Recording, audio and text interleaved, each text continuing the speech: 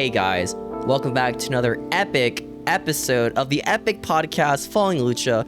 This is a podcast where we discuss the lore of the TV show Lucha Underground, and then we talk about wrestling lore of that week of the episode airing, and then we talk about lore of this week.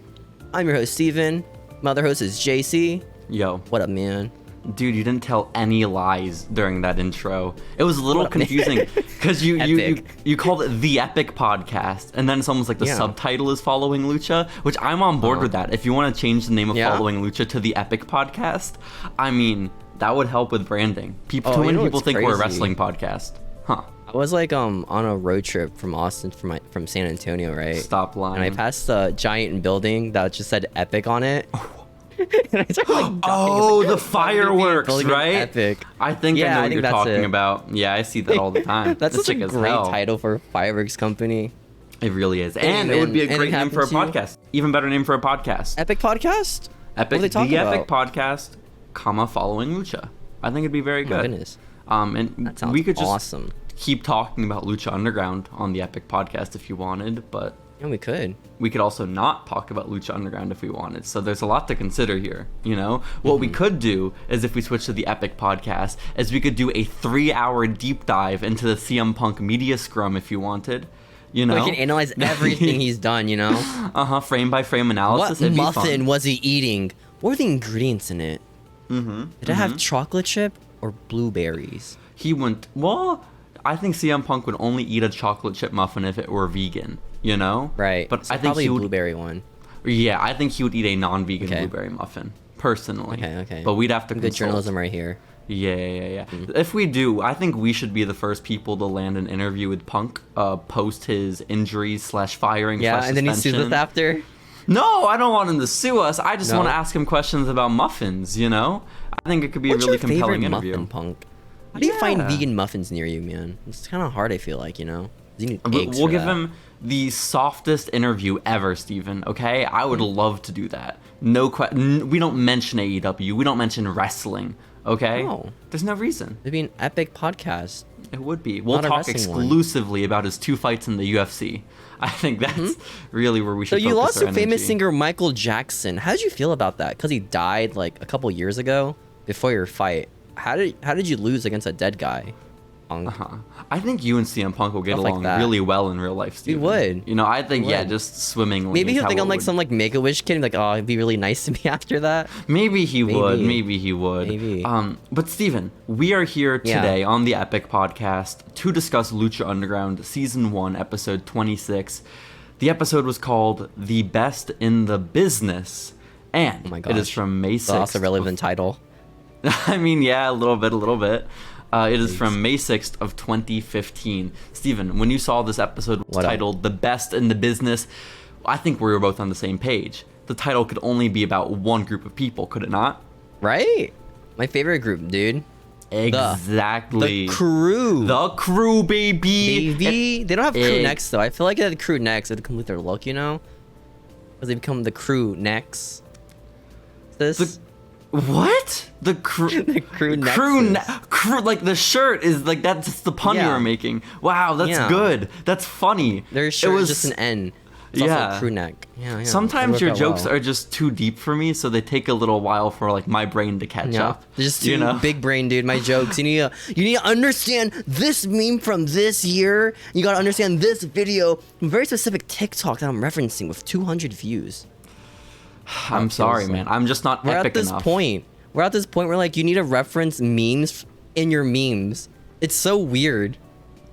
We're at that point meta. Like jokes. I know, it's crazy. It's very meta, Steven, but nothing is more meta than Following Lucha, okay? And we need to get back on track. I think I meant to say Lucha Underground.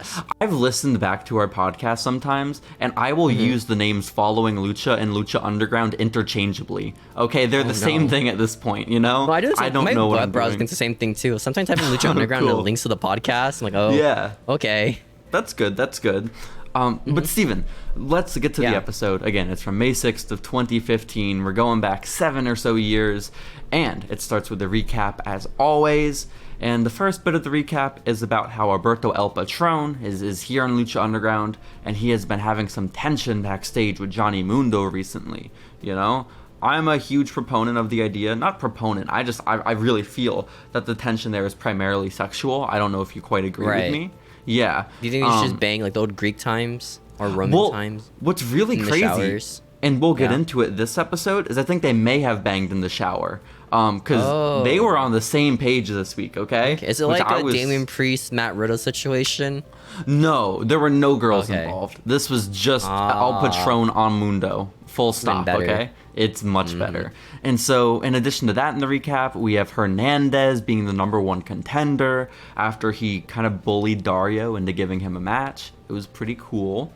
And then, I don't know, it feels a little unnecessary that they keep showing this. We can leave the past in the past, frankly, is what I think. But the crew did lose their shot at the first ever Trios Championships. Yep. They did lose to Cuck Angle, the team of Angelico, Evilise, and Son of Havoc. And then they were threatened by Dario Cueto the week later. So that's kind of where we're at. That's the information we need heading into this episode. You know how this episode starts out, though? How? With the boys, the crew coming out to the ring, dude. It was awesome. Wait, everyone was cheering for them. Are you telling the truth? No. I don't think you're telling the truth, Steven. We had a whole backstage segment. What are you talking about? Skipping segments to the good parts, man. I mean, honestly, if we could just do a crew pod, maybe that's what the Epic Podcast is. We just talk about the crew. Yeah, the crew cast. They're gonna think it's like the game The Crew, where you drive cars. Who would think that? Who would think? When we say the words "the crew," everyone knows what we're talking about. Okay. Pop culture icons. Exactly. Steven, before the crew came out, excuse you, I know how excited we get about them. Johhny Mundo. Premature ejaculation for the crew. A little bit. It sucks. A little bit. Yeah. I get it, though. Johhny Mundo and Alberto El Patron were in Dario Cueto's office. Did you even watch this segment? Yes. I didn't write down my notes. That's why I skipped the segment. This is why you're the host this week. It's really good. I appreciate it. Basically, right? No, you are not taking the reins here. So Johhny walks into Dario's office with Alberto next to him, and he says, "Hey, Dario, we had an argument that we need settled, okay? And we want you to settle it." And you know what? It's very good. It's very mature of Alberto and Johhny to realize that they should have a third neutral party. Both parties going to their boss to dispute, you know? To handle a dispute, kinda absolutely. Yeah. And Johhny says, "We both think we deserve a shot at Prince Puma's Lucha Underground Championship." And then Dario says, "Well, you two are two of the best in the business. And in due time, of course, you'll get more title shots." Which I was quite frankly a little bit... I think he said Hernandez deserved this shot because he beat Cage and Cuerno, you know? That's what he said first. Yeah. Hernandez did last week win his number 1 contendership from that triple threat match, against, right? the 2 biggest heels in the company right now. I mean, I wouldn't say biggest. That's a little sad. They are the biggest. Yeah. The only ones, you know? I don't think Alberto's getting this shot, though. What has he done? He's beaten one dude. Well, listen, Steven. Johhny says that they might be fighting about who deserves number 1 contendership more out of the 2 of them. But one thing that they agree on, him and Alberto, is that Hernandez definitely does not deserve to be number 1 contender, okay? Right. How could they question God like this, dude? The wrestling I know. legend, dude. They don't know what they're getting into, man. They just don't know. Awesome. You know, they have these big heads on them because they used to be in WWE. Where are they? Wow. Okay? Who's ever heard of them? Okay. Hernandez never in WWE, okay? He's awesome. Exactly. Right. I don't know if he was. He might have been. I don't know. Maybe he was. He had one appearance, like James Storm or something, or James Gunn. He teamed with Shawn Michaels at one time against Vince and Shane. You have to remember, Steven. You have to remember. I remember that. I remember that. Yeah. But he says that he never beat either one of us. Hernandez never beat Johhny Mundo or Alberto El Patron. Sometimes my notes are confusing, Steven. So much of it is dialogue, and it makes no sense. You have He's to never bear with beaten me. them, you know? But Dario says, "You know what? You guys are right, okay? You know what? Actually, Hernandez isn't the number 1 contender anymore. You guys are going to fight tonight, and the winner out of you two, Johhny and Wade." He really is. Good for Dario. You know, he's a very flexible, quick on his feet boss. Yeah. And he says, the winner out of you two tonight, Johhny and Alberto, will fight Hernandez next week. And the winner of that match will determine the true number 1 contender. which is like, if I'm Hernandez, dude, I'm pissed, right? Dario just straight up lied to me last week. You know, this is bullshit. He fought 2 other men for this match, you know? He did. He did. Now he's going to have to fight 3 men if he wants to win that shot at Prince Puma. It's so sad. This is so messed up. Number 1 contender matches, you know? There is. No reason. I like, though, that if Dario has people that want to fight, he'll just say, yeah, do it. Yep. You can fight for Dario doesn't care who his champion is. You know? He just doesn't. That's why his company failed, because he didn't have, like, a media presence with his champion. A media presence? What do you mean? You think Prince Puma's doing those media presses? Well, dude's a mute. He can't. There's no option there. I just want to rep his brand like that, dude. No, but you bring up a good point. And I mean, I was around watching wrestling in 2015. I don't remember Lucha Underground having a strong social media presence, Steven. They really blew it. You're right. I remember the Reddit, like, post. Everyone like, hey, guys, you should watch Lucha Underground. It's so cool. It really is. And I never But that was not Dario. It. Or was that Dario? Dario went on Reddit and was like, hey, guys. It was probably, like, some gif of, like, Johhny Mundo doing some flip. And, like, oh, this is awesome, guys. Yo. Did a flip. Yeah, I just remember I told you to watch it in high school, and you said, JC, fuck you. I'm not going to do that. Fuck you. That's I'm not doing that shit, dude. I still remember that time I told you to watch NXT, and guess what? I was right, okay? No, you did watch weren't. NXT, poser. No, you were. Guess what, Steven? In the year of our Lord 2022, what are we going back and watching? Is it Lucha Underground or is it 2013 NXT? Right here, man. Okay, which one? This long-term booking sucks, man. I hate this. Well, either way, Steven, after Johhny and Alberto get their way when they go into Dario's office, this is when the crew finally comes out. Big day for the crew. What's their theme song?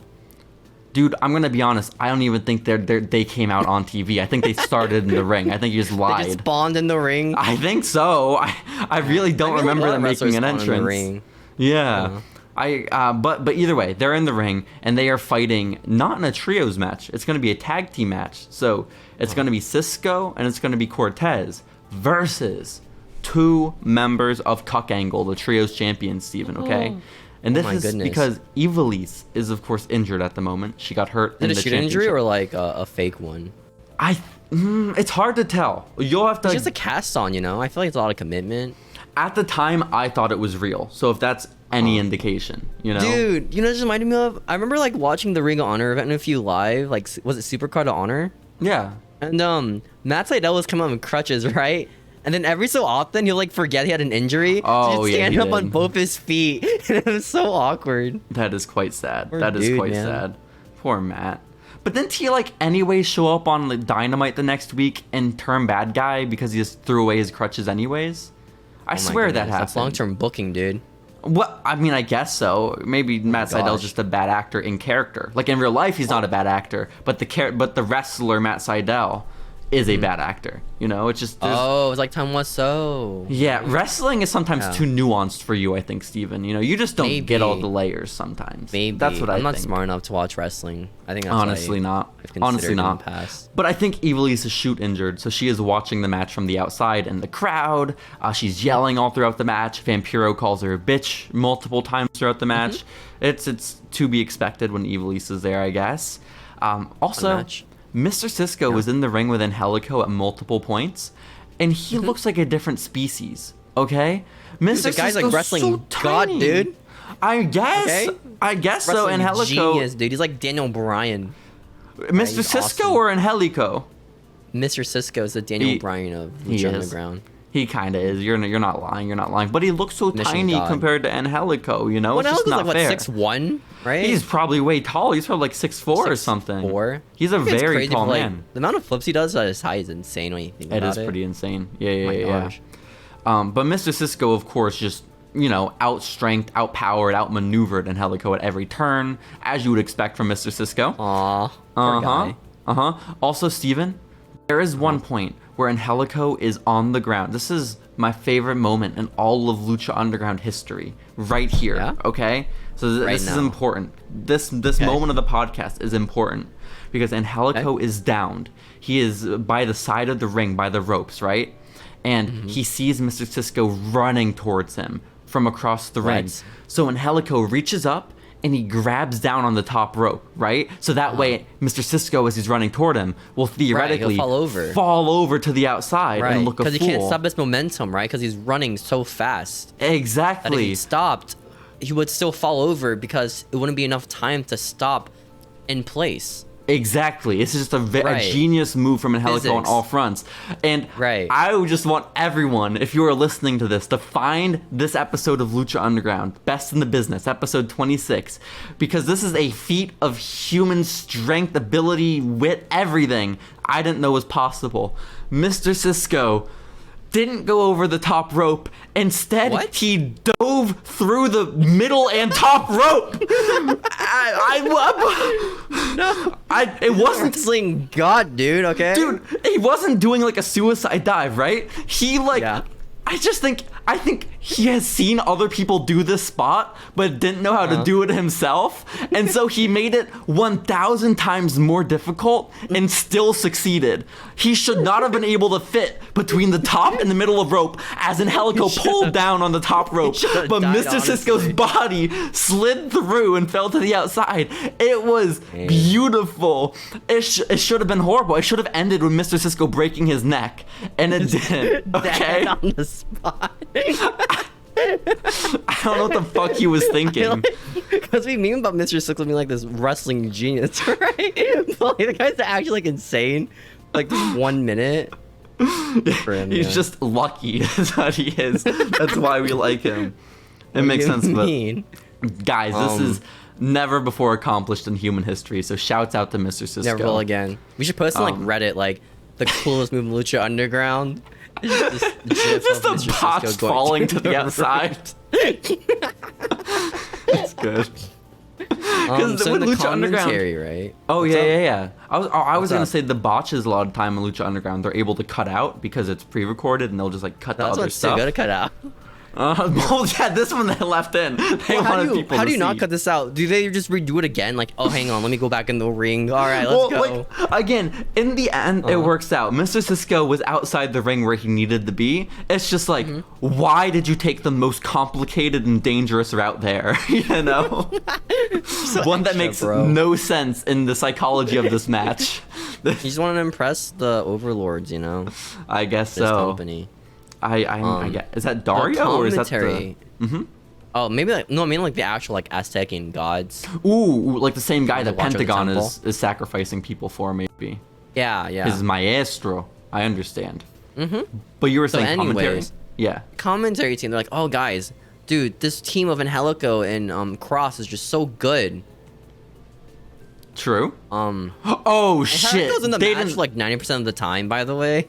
Oh, I thought you were saying, Steven, that they called Son of Havoc Cross on commentary. No, that was just me. Okay. I don't think they know his name is Matt Cross. I'm gonna be honest. No way they do. No way in hell. But the crowd was chanting, "Yo, we want Havoc. We want Havoc." And they just never tagged in Havoc till like the last 2 minutes of the match. That said, do you want to talk about the last 2 minutes of the match, Steven? It makes sense though, you know, like because like Angelico just hates Havoc, you know. I mean, yeah. I don't like you, bro. I'm gonna wrestle myself. I'm gonna show off, dude. But eventually, Havoc was able to tag in when Angelico wasn't able to wrestle anymore, when he was incapacitated, and Son of Havoc was able to start fighting back. Right, it was real impressive. Everyone was on his side. Flips. But then Bale, the member of the crew not in the match, got on the apron and distracted Son of Havoc, and when Son of Havoc beat up Bale, he turned around, he got poked in the eye by Cortez Castro. No, that's the worst, dude. He got set up for the Shatter Machine. The crew won, baby. Actually, let's go. It's not called the Shatter Machine. Matt Striker called it the Psycho Realm. The Psycho Realm? That's what it's called. That's what they said it was called on commentary. I mean, that's probably like the shoot name for. I doubt Mr. Cisco was like, "Hey, Matt, tonight on commentary, be sure to call it the Shadow Realm or whatever, Psycho Realm." No, the Psycho Realm. It sounds like a badass name for like a move, by the way. Dude, that's hell yeah. If Kenny Omega sounds like it destroys someone, you know. If Kenny Omega did the Psycho Realm, that'd be fucking awesome. But when Mr. Cisco and Cortez Castro do it, it's like, what are we doing, guys? I don't quite understand. It makes sense that they named the Psycho Realm because they're just psychos in a realm. I don't know. It's so true. Honestly, now that you explain it. What are their gimmicks? They're just Are they just like... They're the crew, baby. You know, random dudes on the street. Yeah, That's man. like their entire gimmick. Yeah, they're paid gimmick, guns for hire. Dario Yeah, they should saw have done them. this like 2 weeks ago. You know, I don't know why they got strong all of a sudden. I know, right? It's kind of fucked up. Makes no sense. But also, this match was sick as fuck. I really like this. And I really enjoy if this is the first feud for the trios titles is Cuck Angle versus the Crew, because they're both this sick probably teams. They're probably like one more match and then that's it. No, you think so? I think so. Damn, I hope Bale gets a one-on-one match with Ivelisse, you know? Yeah. That's what I want. That's what I love, dude. But so next anyways, I don't trust you match of all time. There's no way you get right. There's no way you get this right. And then Indara's obviously like, yo, man, pretty awesome, dude. All right, I'd like you to join my company. And this is not what happened. Corner of his room. This is not what hey guys, what happened is we are in Dario's office, and immediately across from him is Davari, the man who interfered with Tejano a few weeks ago, the man that Tejano called out just last week, okay? He's the one that was in the crowd the whole time on his phone, sipping champagne with his sunglasses on. He's a rich man. He's evidently a rich man, and Dario says, I admit, it takes balls to come back to my temple after someone like Tejano called you out. Kind of true, you know? This Davari does have balls. And Davari is too busy texting on his iPhone 4S to respond to Dario, you know? It's really sad. He's playing Angry Birds, man. He was. And he's just kind of sitting there in silence. It's very weird and awkward. And I then thought he was going to play a mute character, not gonna lie. Oh, another? That'd be fun. Yeah, I legit thought it was gonna be like one of the things where he shows his phone, like what he's saying. But wasn't. Oh, he could do like Kane and put it up to his throat. That'd be sick as hell, man. And start talking in his throat. Yeah. Like one of the things when like your voice is like messed up, you have to get like the voice box. Yeah, the voice box, exactly. That's what it's called, a voice box? It is. I have a voice box in action figure form for my Kane. Nice. Believe it or not, I know. It is. But Steven, where the fuck? Oh yeah, Sean Davari was in the office, and then after he goes a while without talking and just scrolling on his iPhone, Dario continues speaking, and he says, "I know you, Davari, and I know you're a very wealthy man, and you come from a wealthy family. So you have money. What is it that you want here in my temple? What is it? Why do you want to be here? Why do you want to put your life on the line?" And then Davari finally gets off his phone. He looks at Dario, and he says, "You like to watch violence. Well, I like to inflict it." Wow. And then... I heard that one like 20 times already. Yeah. Also, Davari does not look like the type of guy who likes to inflict violence. I have to be honest. Nice man. Yeah. And then Dario responds, "Okay, dude. I guess if you want to inflict violence..." Yeah. You can fight... Man. You're fine. Yeah, I'll hire you, I guess. You can fight Tejano later tonight. And then Sean Davari gets up and he walks away. So Good interview. big match coming up, Steven. And we go from that to another backstage segment. This time we move from Dario's office to the locker room, and it's Konnan and his boys. Oh Steven, my goodness. They're all there. Yeah. Hernandez, Puma, Konnan. And Konnan says, "Hernandez, I don't think it's cool how you involved yourself in Puma's match last week. In fact, it looks like you tried to cost him the title." You're right. He says Holmes multiple times in the one sentence. He also says Tranquilo a lot. It was crazy. Tranquilo. Yeah, he was telling him to cool down. Tranquilo. It's like Andrade, dude. It was awesome. Andrade? Yeah, remember his whole gimmick in NXT was saying Tranquilo because he was like a party dude. That is not. That was his gimmick in NXT. But he didn't always say Tranquilo, did he? No, that was in his theme song.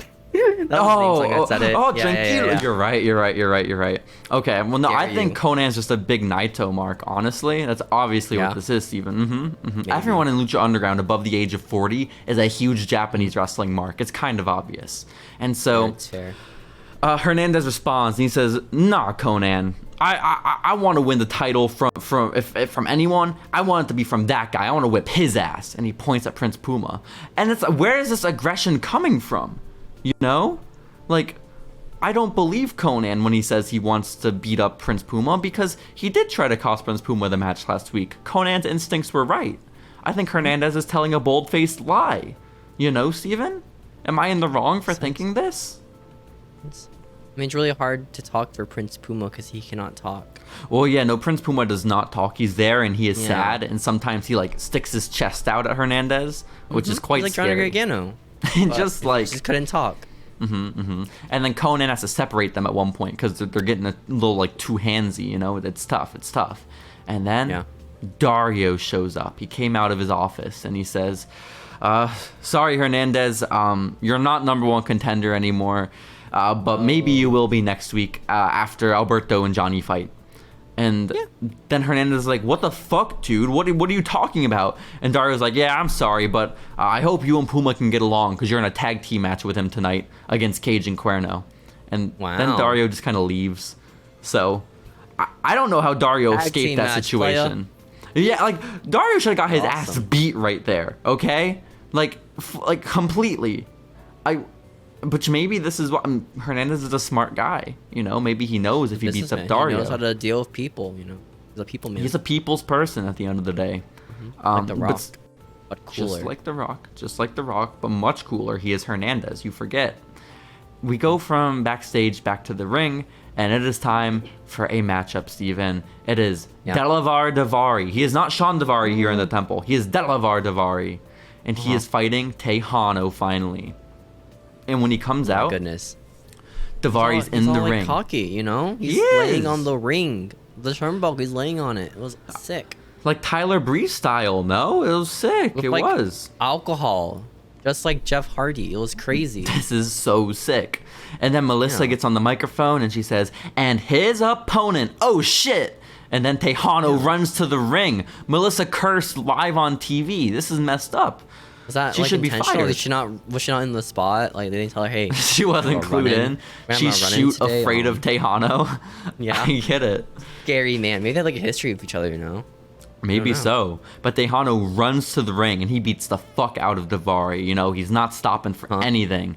And then the match ends. Well, yeah, he shoves Justin Borden, the referee, and then the match is thrown out with DQ. Delavar Davari wins. That one like WWE 2K thing you can do where you just run in a match before it starts, and then you can just end it because the match never happens. It's really stupid. Yeah, but I think the match did technically because they rang the bell initially and they rang it again once the ref got shoved. So I think technically this is a win in the books for Delavar. Wait, so did they just ring it like when they both get in, or just like when the ref starts it? Well, this was a weird circumstance because Tejano ran in before his entrance, right? Or during his entrance. And so I think the ref was just like, oh, they're fighting, start the match, you know? Start the match, guys. And then the ref got beat up for doing his job. It kind of fucked up, man. Kind of fucked up. It's crazy. He didn't like whip him or anything, you know? He just beat him up. Exactly. Dario doesn't pay these guys enough. But basically, Davari is able to escape the attack from Tejano after the match is thrown. And then he spits on Tejano and leaves. Disrespectful. Oh my Horrible. Goodness. I know. Oh my gosh. Steven, what would you do if a man like Delavar Davari spit on you? I'd be like, yo, man. Thank you. Is that what you would say? That's cool. I'm into that, man. I want that to be my gimmick. I just want to be rich and spit on people, you know? Yeah? It's an ideal gimmick. Yeah. It's a gimmick a lot in like WWE. Having a rich gimmick, you know? And then spitting on people? Ooh. Yeah. Did $1 Million Man now, you know? Like, you don't think hard to do the spitting thing right now? Oh, with COVID? I guess. Yeah. But like, Hangman Page is back drinking people's beers. I say that, but like AEW, John Moxley bleeds all the time around people, so I don't know. And he spits water into the crowd, you know? So yeah. Did they do Triple H's entrance for COVID? Like, if he comes out, does he spit into the crowd? This is a great question.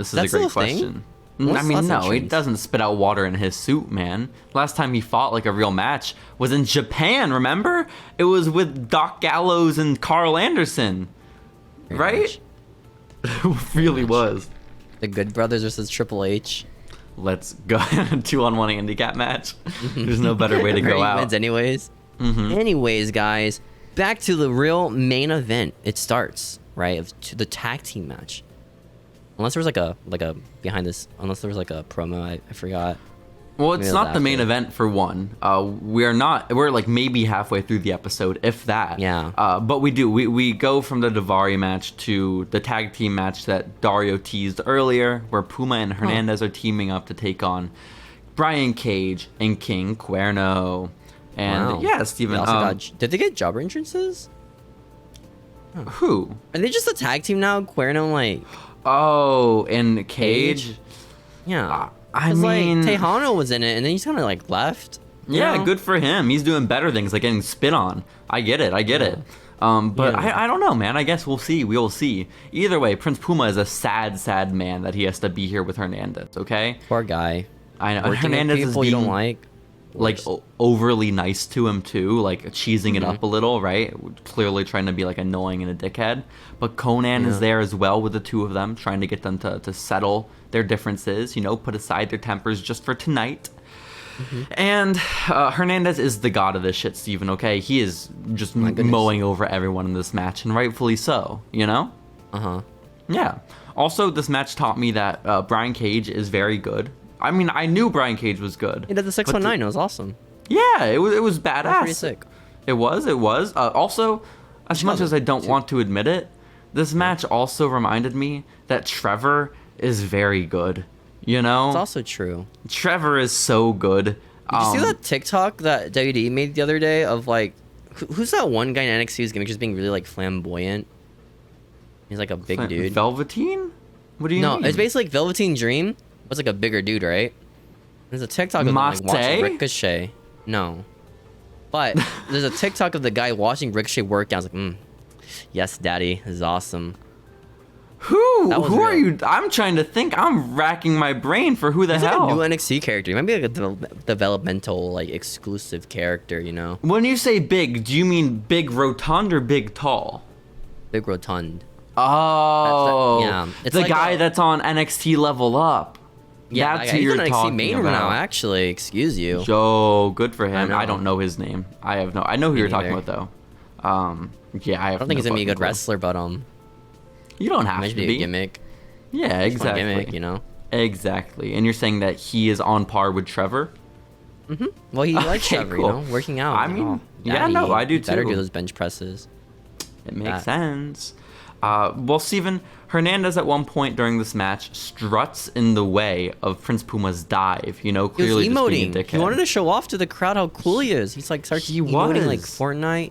It's walking while like Prince Puma's trying to like do a suicide dive or a one dive, and he just couldn't because Hernandez was in the way. And he started arguing like, "Hey, bro, why you do that?" It's messed up. He blocked him. And then Hernandez also stopped Puma from doing other moves in this match too. Like a stinger splash in the corner. Hernandez was like, no, me first. And then he went. And then, Steven, at one point, they're all on the outside. All four men in this match are on the outside. And Hernandez is just like, I'm fucking tired of this. And he kicks Prince Puma in the face. His own partner. What happened? What happened was King Cuerno was going to do a suicide dive to Hernandez, right? But Hernandez, the smart thinking god that he is, picks up Prince Puma, shoves him into Cuerno to use as like a body shield, right? Smart. And then he kicks him in the head. That's tough. That's the tough part. And then he lifts Puma up and he does a razor's edge onto the ring apron. Which this is where Conan drew the line. Conan was okay with a kick to the face. He was okay with throwing him around. But the moment he got razor edged, Conan showed up with his cane and he was like, back the fuck up, Conan. Or not Conan, but Hernandez. Exactly. Bro. And he scares away Hernandez. Then Brian Cage does a weapon X and beats the champion. Oh yeah, he pins the Lucha Underground champion and that of Prince Puma, unfortunately. Yeah. Which this is what I'm talking about. Prince Puma's not a protected champion, even a little bit. This man has been pinned more than he wins. At the end of because I know they're trying to make him do like the underdog angle, right? I feel like. Yeah. Which just looks like the Rey Mysterio one, where it's like he's just like kind of lame, like most of the storyline. Yeah, I think what really hurts here is hindsight, because at the time, it was like Ricochet was the cool guy on the indies, so the fact that he was in the main event at all was like really cool, right? So it's like, oh, there's Ricochet with WWE people like John Morrison and Alberto Del Rio. This is awesome. And but now, did you see like one NXT clip with him versus Camilo Hayes, where they both do a jumping cutter on each other? Ooh, that was sick. Yeah, that was pretty sick. That was pretty sick. But either way, Steven, this match made me happy because it was good and Trevor looked cool, which I feel like I don't usually. He looks cool for like 90% of it, Yeah, and then he got kind of lame. Yeah. Well, he got fucked over by Hernandez, unfortunately. But dude, it's not even. It wasn't even like a big spot in this match. But there was just one drop kick from King Cuerno that King Cuerno hit so well, and then Prince Puma sold it like he got hit with a shotgun, man, and like flew out of the ring. It was drop kick. That's what they call awesome. Oh my god, but it wasn't, because it wasn't shotgun Finn Balor style. It was like regular style, but really fast to the fucking like Randy face. Orton. Yeah, and it was just, dude, Prince Puma was so good. So is really I guess cool. King Cuerno, but I mean, now that I think about it, King Cuerno's just like a better Andrade, like in WWE right now. I mean, is he though? I think so. He can talk in the mic. You know, but Andrade has Charlotte, so they do. They got married. That is a holy bond, a sacred bond. When was the last time he was on AEW? You know, we don't need to talk about that. So next up, Steven, we go away from the ring. We leave the temple, and we are actually back with Black Lotus, the woman who was kidnapped many an episode ago by the Cum Man, if you remember correctly. Guys. She is still missing. She's spaying right now with the Cum Man because he says, "Come with me." That's his catchphrase, guys. That is true. Mm-hmm. And Black Lotus has been there training with him for months now, ever since she was kidnapped, right? Because the Cum Man is pure. Man. Yeah, but he has pure intentions. He wants to train her, get her better, get her prepared to kill the person that killed her parents. You know, which is very fair. And just buy her a gun, you know. Like, I mean, honestly, yeah. If we're just wanting to be effective about it, I mean, it would have saved her. Like Kill Bill style, like karate training, you know, just like shoot him. Would have saved Black Lotus months of her life at this point. Like both are still murder, you know, like one's quicker. Yeah. But Black Lotus, she wants to leave the Cum Man, and she's packing up all her stuff, and she says, "You can't stop me." And then the Cum Man, Dragon Azteca, says, "I won't let you suffer the same fate as your parents," because of course her parents were killed, Steven. She's trying to avenge them, right? It's like Batman. Black Lotus is like Batman, guys, because she's training like Batman. Exactly. She is Batman. That's what she says to Dragon Azteca when she tries to leave, you know? Yeah, she says, "I'm Batman," and then she starts beating up the Cum Man. Hell yeah. Because the Cum Man is too strong. The Cum Man said, "If you can take me down, fine, then you can leave." And then Black Lotus keeps hitting him a whole bunch, but he neutralizes all of her shots. Like, and they're like playing patty cake, man. Like, that goes on for a while. And then Cum Man slaps her in the face. I put in my notes, they started dapping on each other. Oh, yo. Dap me up, bro. Dap me up. That's true, too. But basically, Black Lotus gets outclassed. And then he says, "Your parents were defenseless, and I don't want you to be that way." And so... Oh, my goodness. Yeah, he's like, "If you stay, you'll be prepared." And she's like, "Fine, Cum Man," and then she stays. So that's where we're at there. Maybe we'll get another segment in 2 months with the same exact plot happening. These segments are so cool, guys. I love this. Yeah, it's so because this is like fun. The main story, Lucha Underground, by the way. I mean, yeah, like this segment is like the actual like main event of like the entire show, and it's just like the same promo every time. And Black Lotus like, "My parents are dead. I gotta avenge them." It's the main lore. It is the main lore. But Steven, next up, we have our main event of the evening. The number one contenders match between Johhny Mundo and Alberto El Patron. Two ex-WWE guys, two men who seemingly have resolved their issues with passionate sex. Because when they walked into Dario's office, they were on the same page. They were in agreement. Relief, man, you know? So much relief from that. It was that post-nut clarity where they were like, "Our real problem is Hernandez." The real problem isn't us, guys. It's actually our boss here. It's so true. Which I hate to say it so much, right? And it's gonna get this way, I think, over time as we become more exposed to Alberto again, that we're gonna forget he's like kind of a shitty person. But like, just watching Alberto in Lucha Underground, he was really cool at the time in Lucha Underground. You know? Like... Which is saying a lot, because I did not like Alberto very much at all during his run before it came out he was a shitty person. But him in the beginning of his Lucha run, he is pretty cool. He was never a bad wrestler. I feel like he was never bad at wrestling. I feel like he was really good. Yeah, I didn't care about it. Just kind of boring, yeah. Yeah. I still think it's kind of boring in Lucha Underground, but that's just me. I think it's impressive how much the crowd likes him, you know? And right? Well, maybe it's because like he's one of the first like guys leaving like the WWE at the time. Yeah, kinda. Yeah. And also, but I also like too that he is so beloved by everyone in the temple, but he is like just a dick.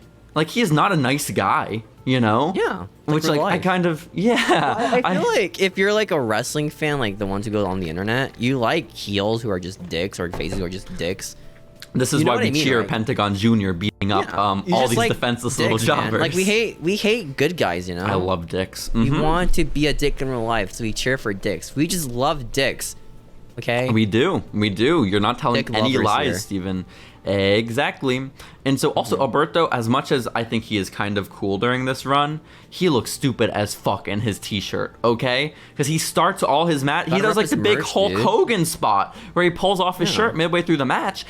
But when he's in his shirt, it's 2 sizes too small on him, and his little dick pokes out from the bottom, you know? Like his crotch just like... yeah, because he's wearing little tights under his shirt, and it just looks ridiculous. The part where someone on commentary said Alberto's controlling Johhny's head. That was pretty sick. Is that the spot where it looked like they were making out for like 5 minutes? Because there was a spot where they looked like they were like kissing hardcore, man. Okay, it was impressive. And it adds up with the lore, honestly. You know, it really does. Gay lovers. Yep, that's the lore. And Vampiro says these 2 men won't even change in the same locker room together. Vampiro is not up to date on the lore. And then Matt Stryker had my favorite line the entire episode. It's just like Captain America versus Iron Man. If you hate me for that, sorry, I just watched the movie. Which one is Iron Man? And which one's... I feel like Johhny Mundo be more Iron Man-ish because he's more flashy, you know? And then Alberto's the good old-fashioned guy of Captain America. But if you remember correctly, Alberto Del Rio's whole character is that he comes from immense wealth. Yeah. So I don't... He won at the end and Captain America won in the movie? Do we think it's maybe not just like 2 Iron Mans? This feels like more appropriate, you know? Like an armor war? Iron Man war? Yeah. Something to that effect. And by the way, too... dated it, by the way, for me. That one reference. You know? Oh my gosh. It's fair. Alberto is fighting dirty all throughout this match, Stephen, and Vampiro loves Captain America. Just like Captain America.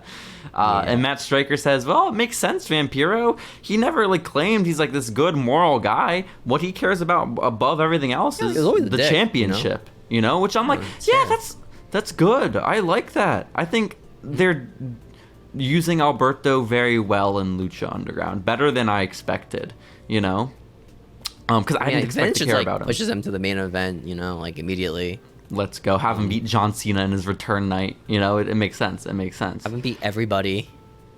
Who, like, okay, I want to do a deep dive into the lore of this moment in the match. Because at one point, Johhny Mundo just screams, "This is my world!" And just, like, out of nowhere. World, dude. Yeah. Like, Johhny, I get that he's cocky, right? And that he's, like, a Hollywood sweetheart and all that kind of stuff. But... it's just such a dick thing to say. You know, like, this is my world. Well, it's his company, you know? He's the star of it. In his I guess so. If he's saying, like, Alberto, you showed up here after I was already here. Like, I'm true to this. You're new to this, Alberto. I mean, that could make sense, but it felt like he was yelling it at the crowd, too. You know? Like, it was for everyone to take note of that this is Johhny Mundo's world. We are just living in it, which is sad. It's fair, you know? He's God. I mean, it's true. Johhny Mundo is God. Oh my God, Steven, imagine the match, imagine the potential. Hernandez versus Johhny Mundo. It could happen next week. If Johhny wins this match, whose world is it really? He gets added to the title match. Yo, or number one contenders for the title match. Yeah, I hope that happens. Because, guys, spoilers. Johhny Mundo lost this match to Alberto. But I hope Johhny Mundo next week goes to Dario's office and he says, "Dario, I demand a number one contenders match."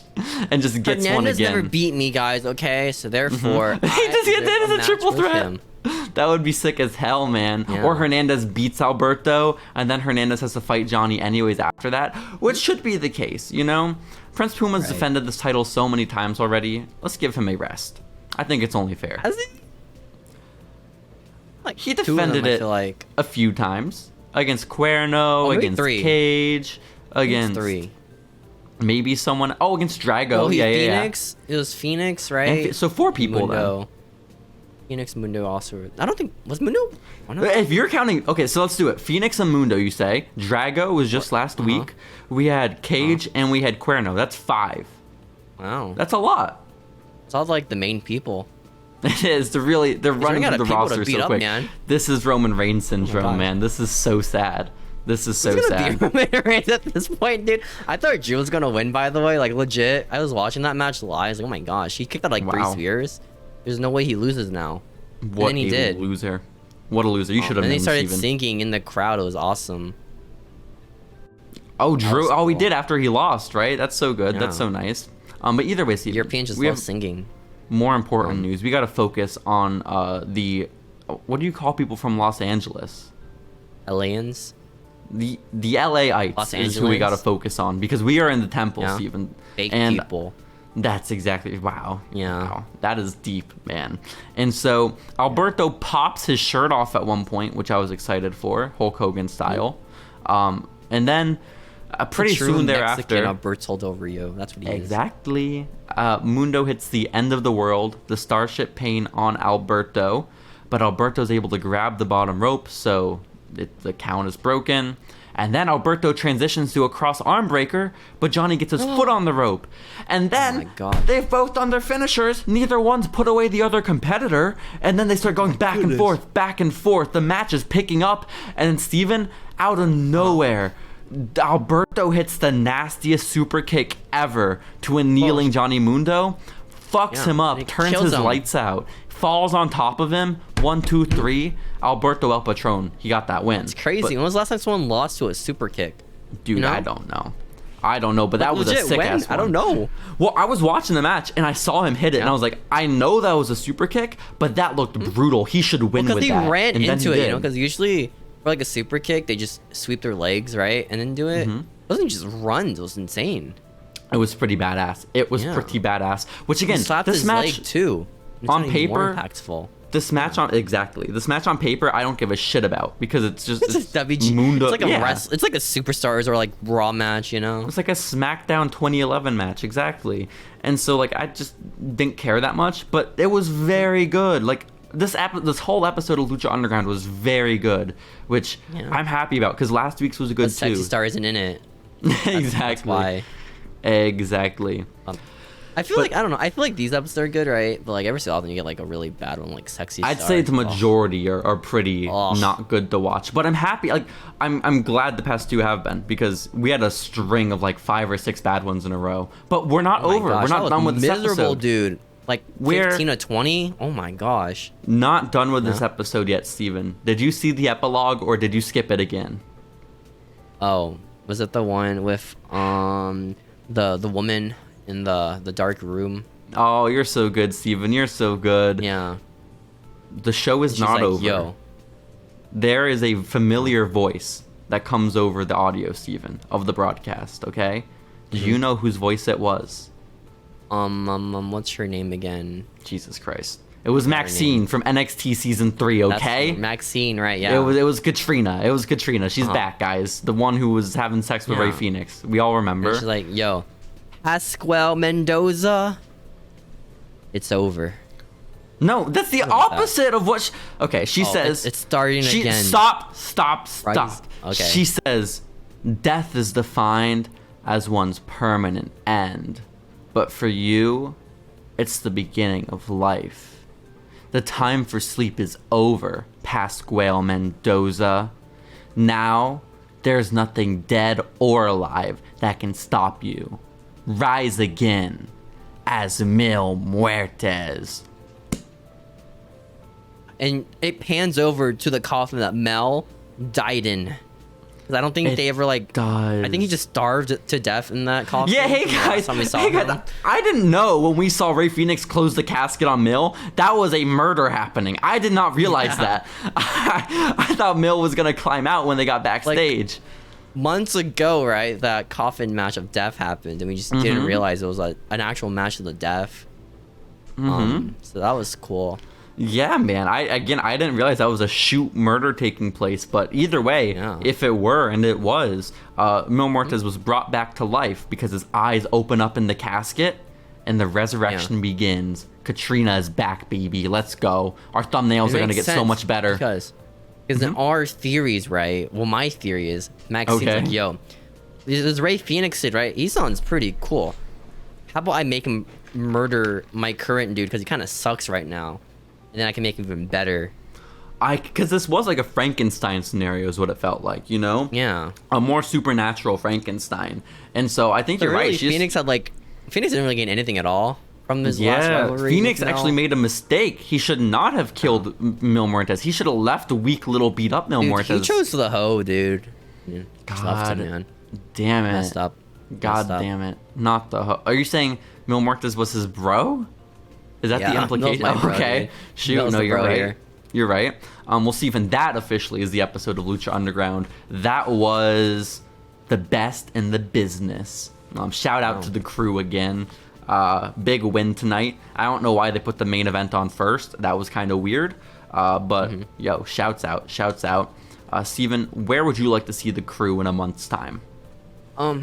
Probably champions. I think something like a Roman Reigns situation. They all win every belt in the company. Ooh, that's a good call. Cisco beats Puma for the title somehow. Let's go. Yeah. Maybe it's like a Royal Rumble situation, you know? Ultimate or Aztec Warfare, you're thinking? Another one of those? Yeah, that one, yeah. That would be fun. I say we don't need to do it, because if you do it in Aztec Warfare, you could have Cisco pin anyone. He could pin Pimpinella and become champion, right? I think he needs to pin Prince Puma clean, you know? Middle of the ring. I would have done it where Prince Puma won, and then out of nowhere, Cisco's like, yo, I'm still the match Holmes, and he kicks him in the balls and pins him. But then he gets disqualified for kicking him in the balls. I worry about that situation, Steven. I worry about Mr. Cisco becoming champion, because it's almost like too good to be true.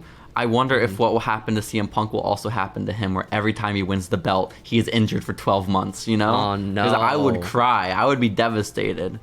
But this probably is what would happen. The world just isn't ready for a Mr. Daniel Cisco Bryan title situation, run. too. That's also true. This is devastating, man. But either way, Lucha Underground was pretty sick. Steven, would you like to talk about what else happened in the world of wrestling that week of May 6th, 2015? Then bring us there, man. Bring us there. Man. It's time to transitional wow. Hey guys, welcome to the week of May 6th. 2 days after May 4th, Star Wars Day. But guess what, guys?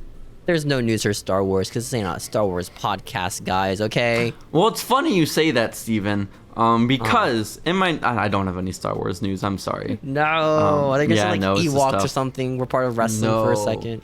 I wish. Do you remember how zombies were part of wrestling for Damian Priest versus Miz? Imagine if those were Ewoks. You know, that'd be sick as fuck. Get murdered by Ewoks? Hell yeah, man. Crazy, the Miz getting eaten by Ewoks?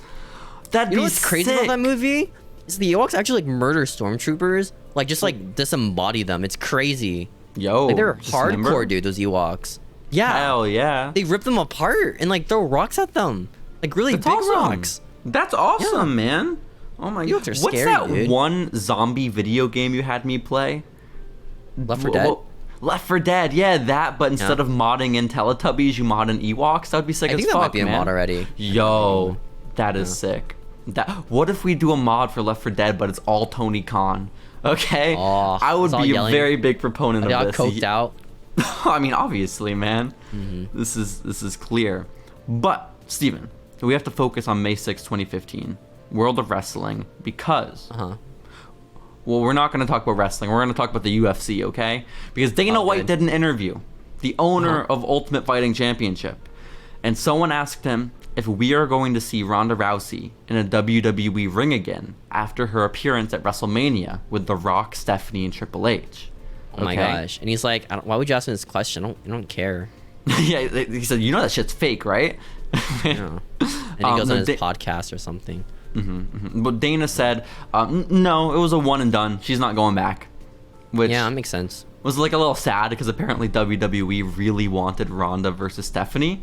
But then... You can still do it today, you know? It's kind of crazy. They could. They really could. They actually might be building up to that with her like Stone Cold Steve Austin gimmick right now. Which is beating up the Authority. Ronda's beating up Authority? Yeah, it's weird. But don't people like the Authority because they all hate Ronda? I don't know. I don't know either, man. I don't know either. But I do know that Ronda did an interview later that week in 2015, okay? She went on to Rowdy Piper's podcast, Piper's Pit. And she told Rowdy Piper, oh yeah, when I was in the ring, it confirmed for me that I am definitely going to be back in WWE.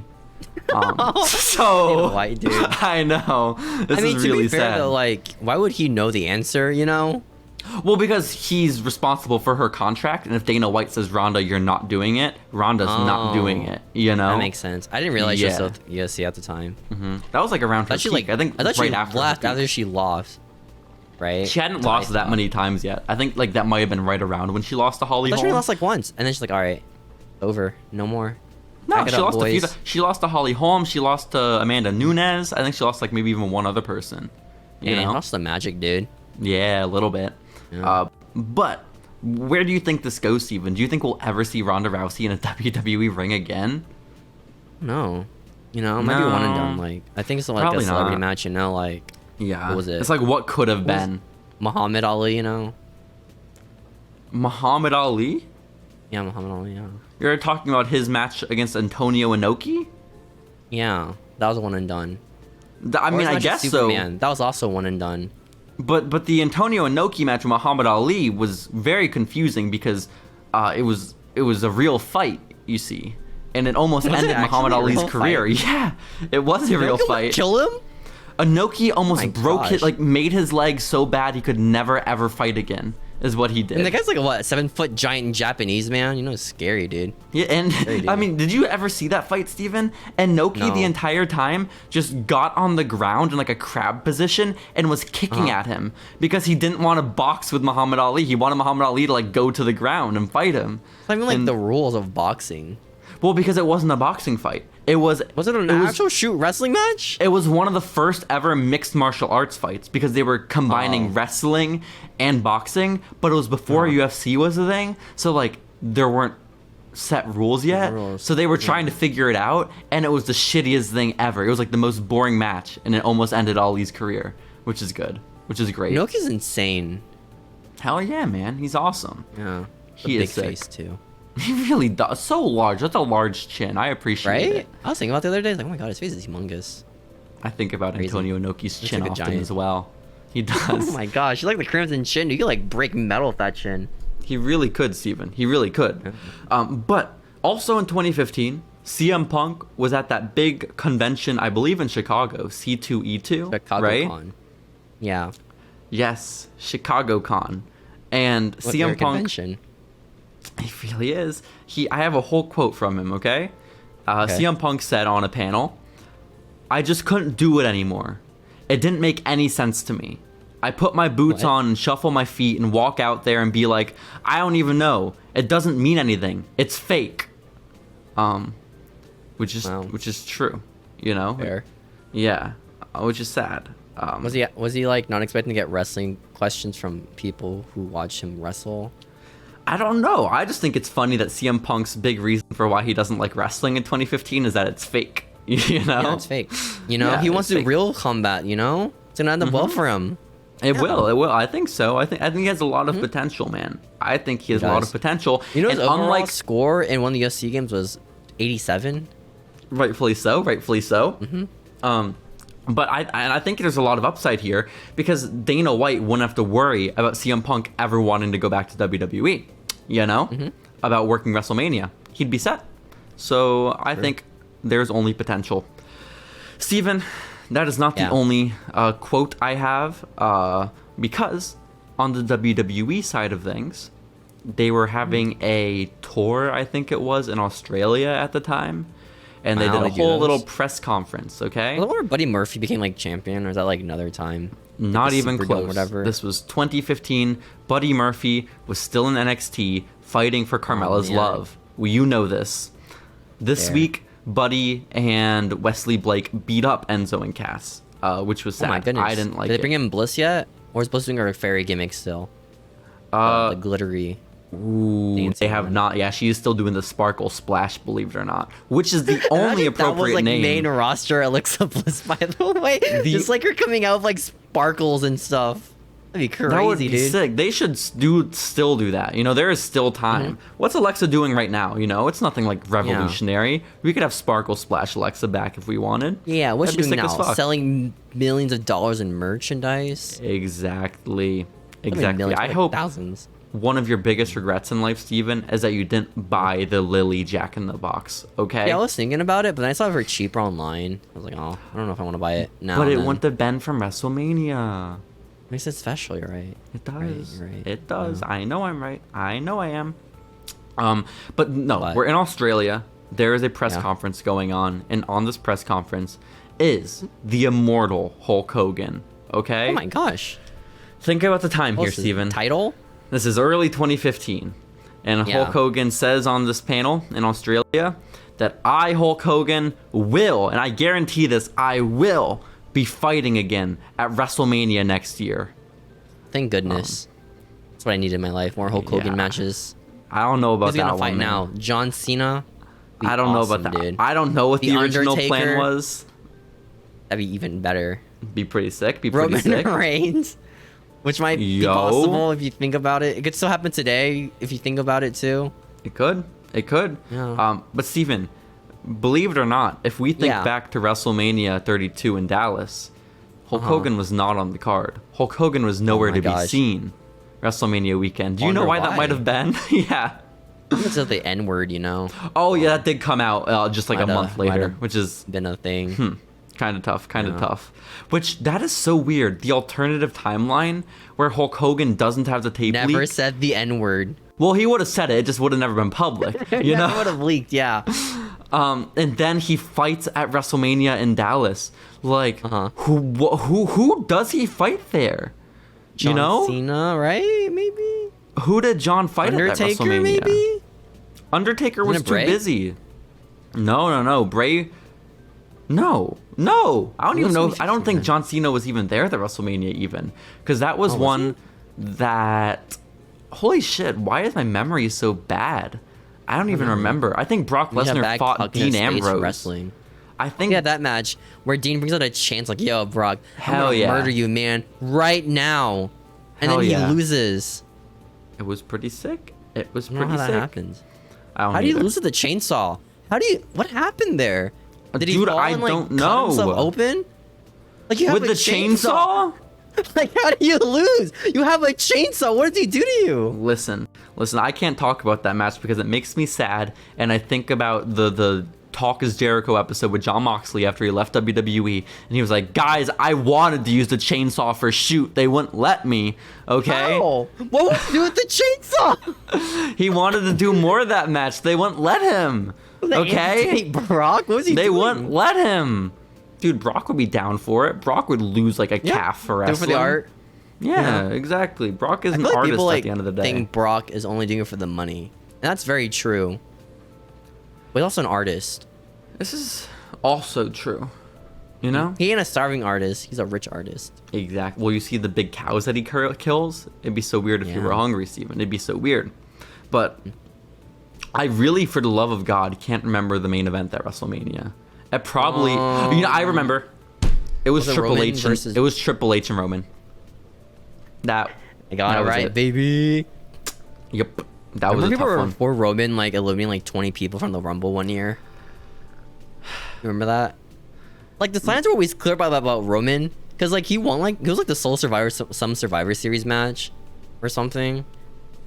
And then he eliminated 20 people from the Rumble. I straight up don't remember. I just remember they gave Roman the Rumble 1 year too late. You know, everyone wanted him to win 2014. You know what? CM Punk is still making Roman look strong to this day, man. You know, it's been 10 years now. It's crazy.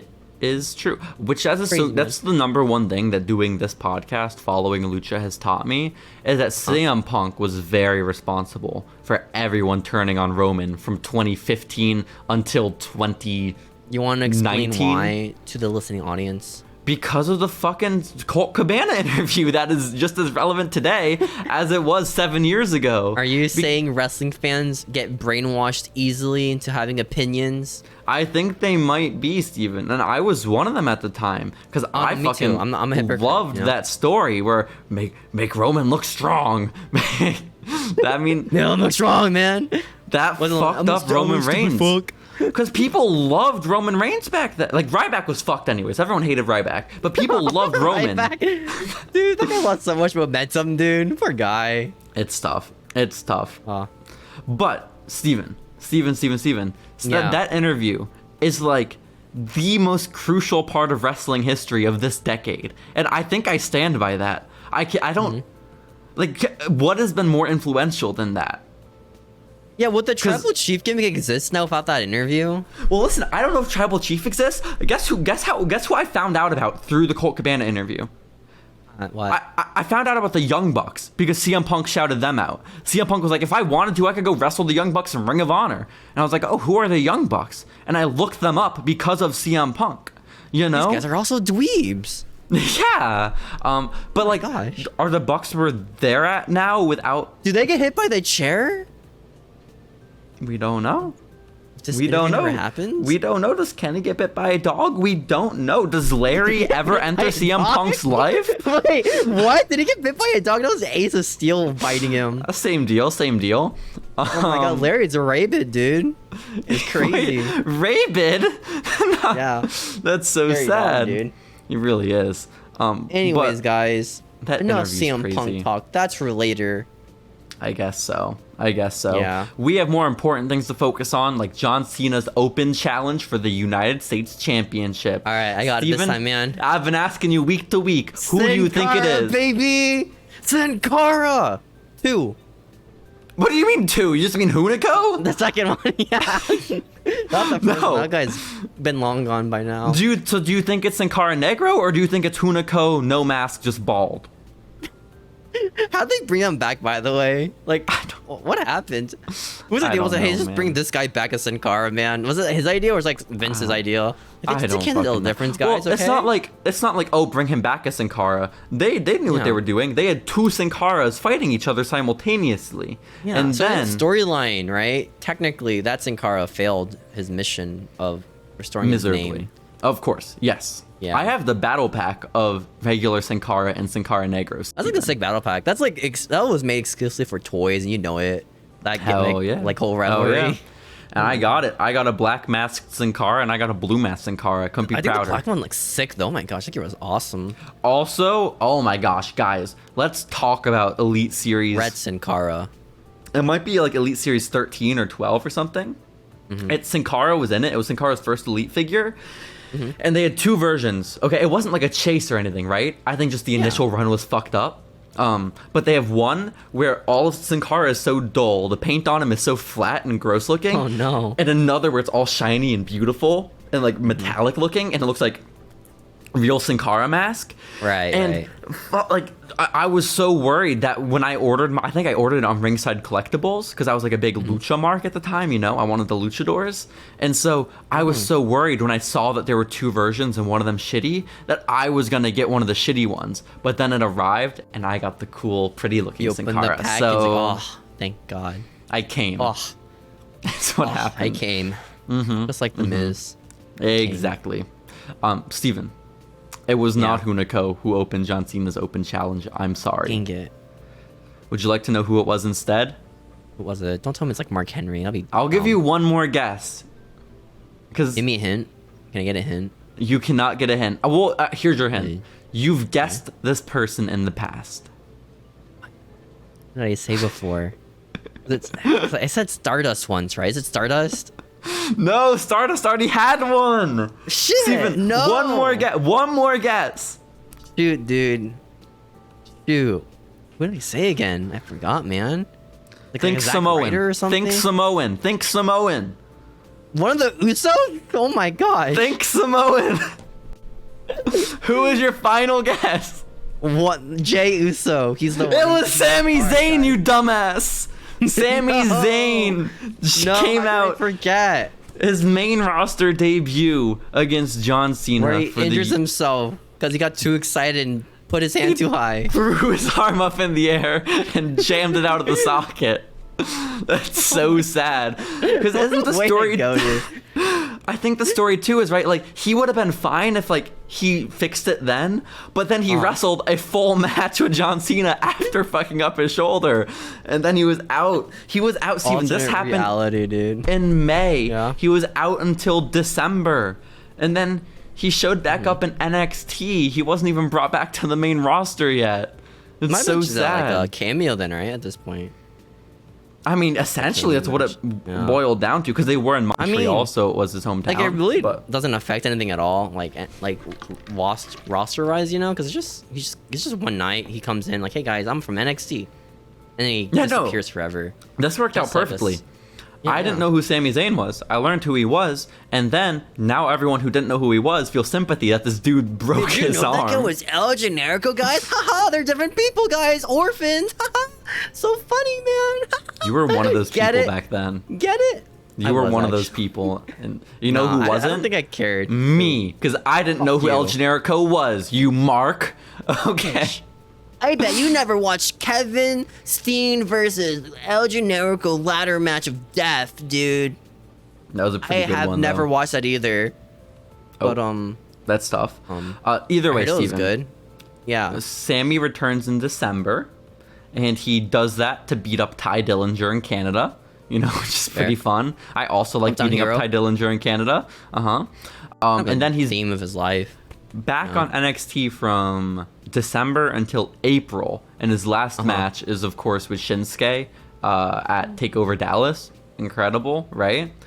And then he was all right. Like I guess he debuted on the main roster after the Cena stuff before he left NXT. So he was on both brands for a while. He came back at the Rumble.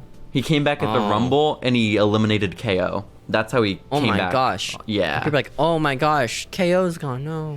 No. That's what they said. They all thought Kevin Owens was winning the Rumble in 2016. He was going to beat Daniel Bryan for the Rumble spot. It was awesome. We say that, but was he not champion by the end of the year, Kevin Owens?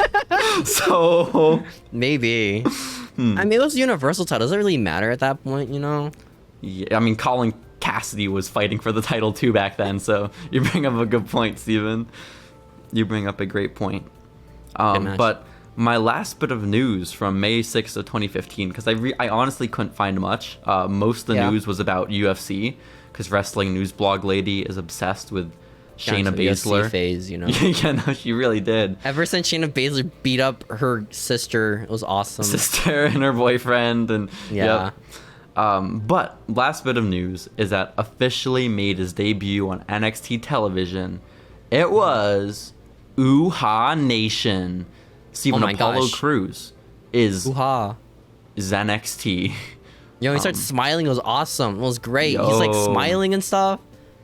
But what I found really important about this episode for me personally is that, because I looked at all the results from NXT this week and everything felt vaguely familiar. And then I saw that Apollo was there. And then I saw the main event was Tyler Breeze versus Hideo. And I was like, oh shit, this was the first week I started watching NXT.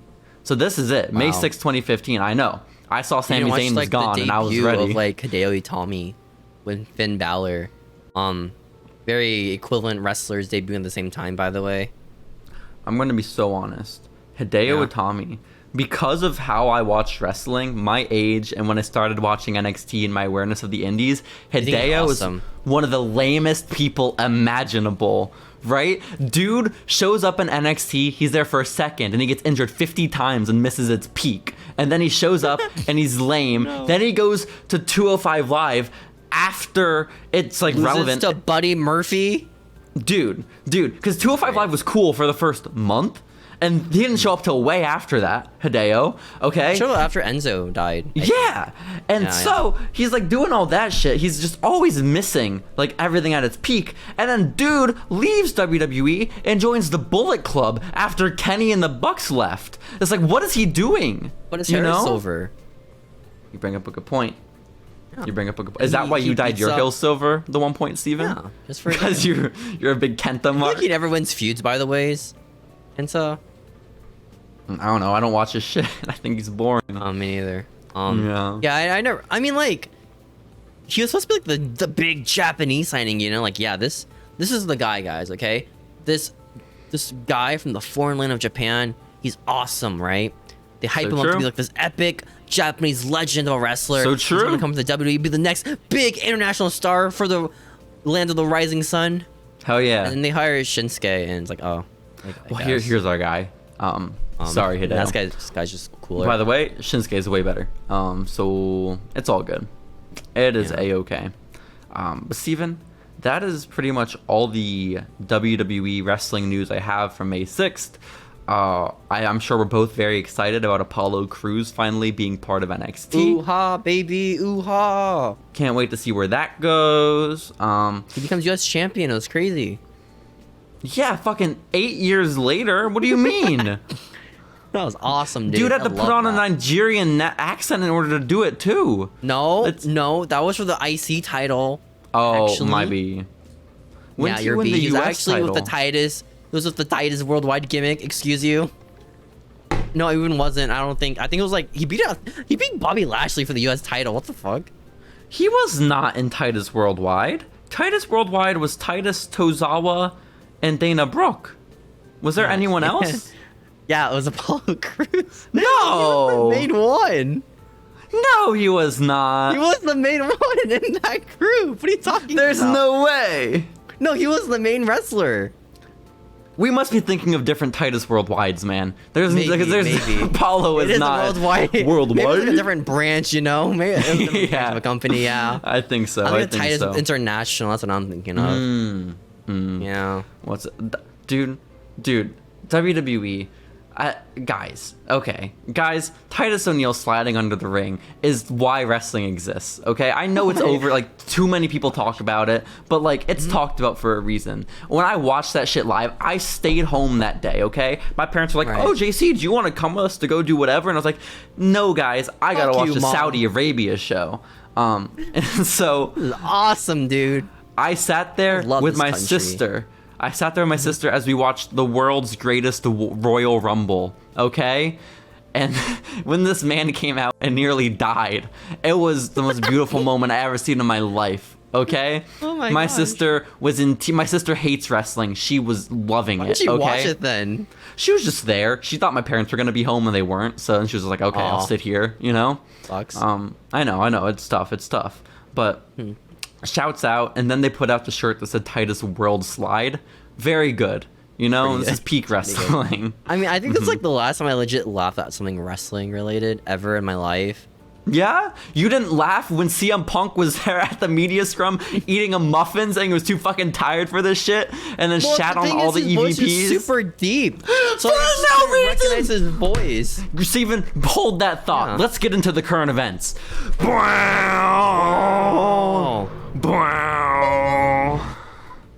Steven, hey guys, it's time for the main event of the show. Let's talk about it. The current events. Okay. Baby.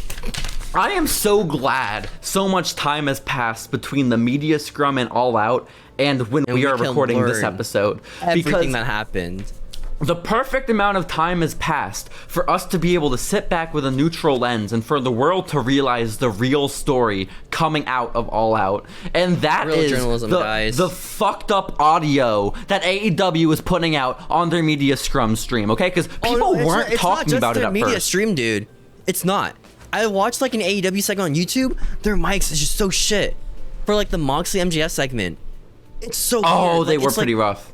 Yeah. I think it was the arena like speakers or something. It was crazy. Yeah, but the point that's hard. You have to deal with like a whole arena, people in the crowd, all this kind of stuff, right? Yeah. A media scrum is a man and a microphone. It's not that tough, you know? but fucking everyone was 5 octaves too low, and no one. I felt like a fool. I felt like I was going insane at first. Like, why is no one talking about the fact that CM Punk sounds like an old man and Tony Khan sounds like an actual man? Like, no one was talking about it. I thought CM Punk was just like really tired, you know? Like, oh, I gotta, my boy, I'm tired. I gotta like talk lower like that. No, it was just the audio was just so bad for like no reason. When Izzy got on the microphone and Izzy sounded like a 40-year-old woman, the girl is 16. What? No, Izzy's just aging really fast, dude. Okay. I guess so. She has like extreme aging. That's her superpower. They grow up so fast. Steven. Izzy. She did grow up so fast. Oh my god. She's like 10 when I last saw her. I mean, honestly, yeah. Crazy. Dude, if Bailey ends her career before Izzy is a wrestler, I'm gonna cry. She's gonna get injured. She's getting injured. You know what's gonna happen, dude. I am going to cry. That's what's going to happen. God. It's crazy that she's being like groomed into becoming a wrestler, you know? I guess, but what happens? I've noticed a lot of it. But like when people like, especially with females, I feel like in the wrestling community, like when they're like in that age range, like she's right at the point, like 16, 17, or even like 15 is like where wrestling either becomes the only focus or it gets cut out of their life completely, right? Gosh, what a sacrifice. You're 15, you're like, all right. I know. I'm a wrestler, guys. And like you're like wrestling like hot dog and handshake territory, you know? Like, is it worth it? Like, well, I mean, she's all good, she's right? Set. She's set, yeah. She's set because... What about the guy from GCW? He's set too, I guess. The different boy, Jimmy Lloyd? Who are you talking about? Who's the one that got signed to AEW? He's like 16. Oh, Nick Wayne, you mean? Yeah, that guy's set, you know? I don't know how. I guess so. He just is. He is, yeah. I hope Jimmy Lloyd is also set. Why has no one signed Jimmy Lloyd yet? Yeah. Sign Jimmy Lloyd, guys. We gotta get him signed. Steven. Yeah. I mean... I'm not over the fact that it took this long for people to finally address the elephant in the room that is the fucked up audio. Because everyone wants to be like, oh, AEW's falling apart. Oh, the EVPs aren't getting along. Oh, Tony can't run a company. Fucking, before you worry about that, get microphones that work. Let us watch your product. Use like a Blue Yeti, man. Come on, dude. Use anything, all right? Use your phone. They got USB mics for their press conference. It's like the snowballs. It's even more shitty. That's so sad. That is so sad. But what we can also do... What we could also do now that we're so removed from the media scrum is have intelligent discourse about how apparently CM Punk told someone in the locker room to have their eye out for the press conference because it was going to be crazy. He said this weeks ago. So now the speculation... Like this was like premature, huh?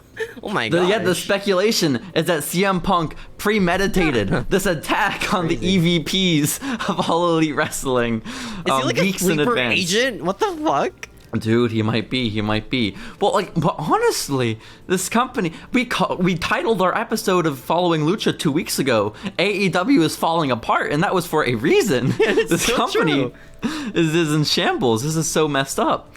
How do you think like Cody feels right now just watching AEW just like die? His torn like boob. Oh, this is pretty sick, dude. No, not his torn boob. Smokes his cigar, hugs his dog. I think the dog honestly, gets scared because of the cigar having fire. Life. You think Cody's cigar smoke scares his dogs? Yeah, it reminds him of the PTSD. It re-traumatizes them? No. Yeah, the poor That's dog. so fucked up. Why does Cody smoke around his dogs? I don't know, man. He's too big as being a smoker, you know? Messed up. This is honestly why Cody Rhodes left AEW. There just wasn't enough room backstage for what's his dog, Pharaoh, and for Larry. You know, there could only be one dog in AEW, Steven. And I think they made the right choice. I'm glad that Larry was the one they went with. He bites people. This one's sick. He does. Shouts out to Larry. It's so Larry fucked up. Bit Kenny Omega. That was awesome. Damn.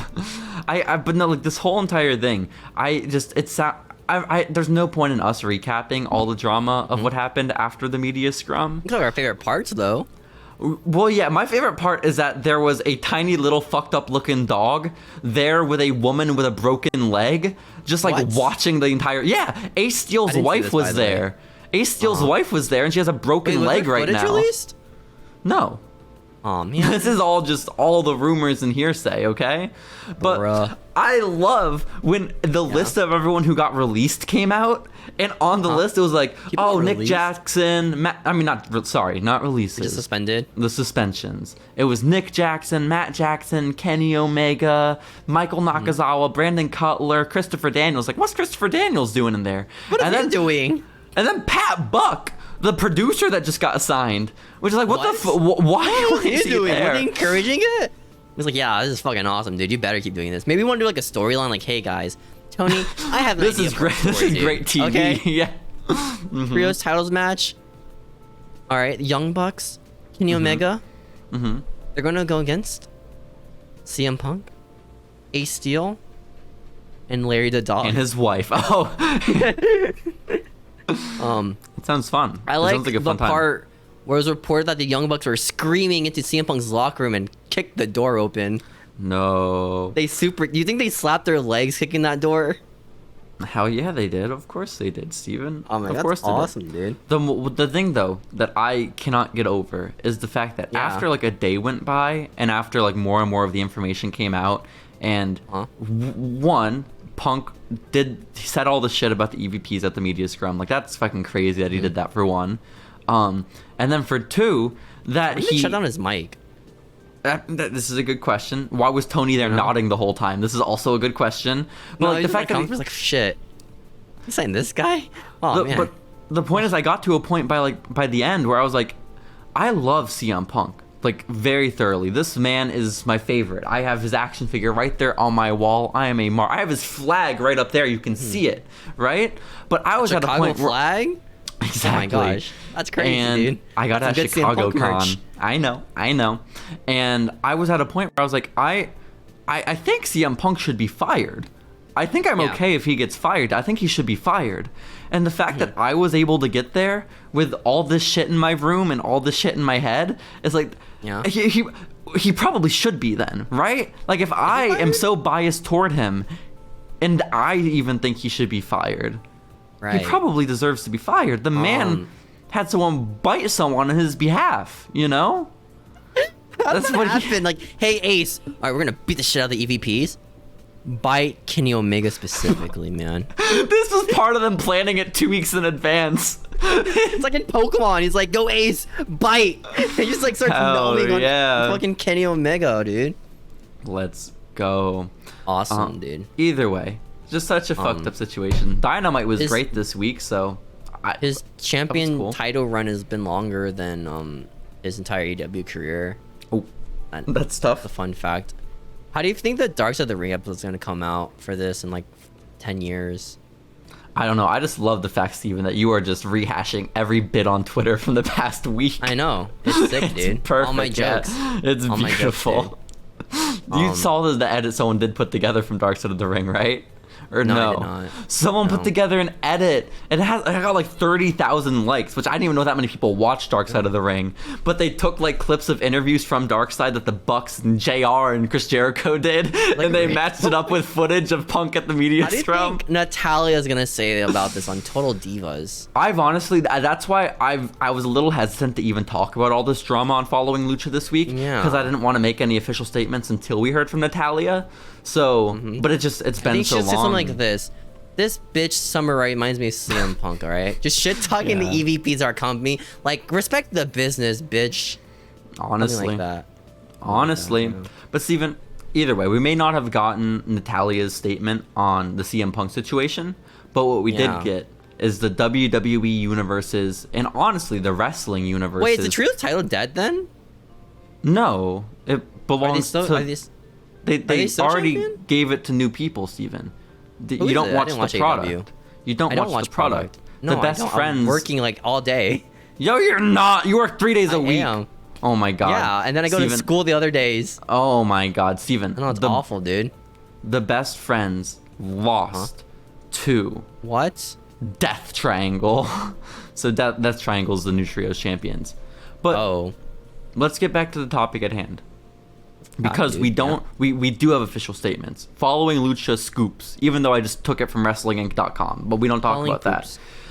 We got scoops because we have the wrestling world. We have the pulse of the wrestling world for one, and as a result of that, we have the reaction of so many WWE superstars to the passing of Queen Elizabeth. Steven, are you ready? No. Okay, this is... Oh my goodness. What weird things can they say about this situation? Well, I just think it's really important because, again, this was on WrestlingInc.com. So it's really good that this was on a real wrestling news site where they compiled the wrestling world's reaction to the passing of Queen Elizabeth. Because Paige tweeted, "R.I.P. to our Queen Elizabeth." End quote. So that was how they started off the article. What was that? It's crazy. She's so distraught over this. She is. You can tell by the complete and accurate punctuation of her tweet. It is. And then William Regal tweeted, "Rest well, my queen." So that was good. You think? I really hate to like read these comments. By the way, underneath the Twitter post, like trying to cancel the queen. You know? You mean like really people saying, hey, William Regal, don't say that the queen was a bad lady? Is that what you're talking about? Yeah. I don't know if people are seriously doing that, Steven. I think you might be getting worked by... No, they are. I think you might be getting worked, Steven. I think you might Twitter? be. I'm getting worked by Twitter? I think you're getting worked by Twitter, man. Oh my gosh. It's kind of embarrassing, honestly. It might be worked by Twitter. Yeah, but then, most importantly... Anthony Ogogo came out and he said, "Yo, that's my favorite wrestler, dude." Yeah, mine too. They just don't make them like this anymore. It's now time for you to finally rest. Thank you. But people? Like incestuous people? Why? Where did you get incest from? Whatever I just read. I don't know. Does Anthony people like the queen anymore? She was incestuous? No, her family's with who? Like, weird of cousins. But was she herself the queen? I don't know, actually. I don't really follow like British politics, you know? No. You?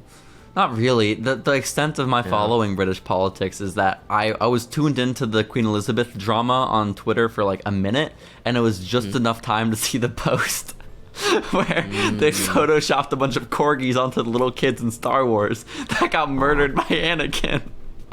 No. Because Queen Elizabeth said she didn't want any of her corgis to survive her. Her corgis. They did survive her though. That's the problem. No.